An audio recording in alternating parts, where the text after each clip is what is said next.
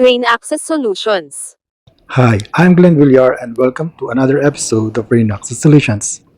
Today I'm just going to show you some of the workflows that we're doing when we are installing CCTV cameras and doing networks at a job site.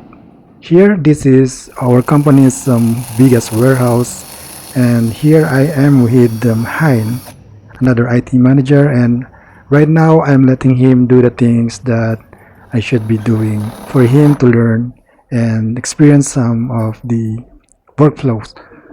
So our job for today is to put a CCTV camera on a pole next to our gate.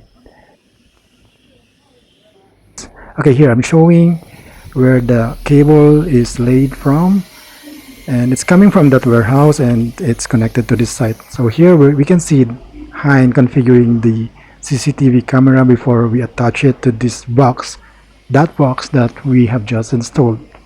And we're using Cat 6 to connect the camera. And here I am. I was attaching an RJ45 connector to the Cat 6 cable.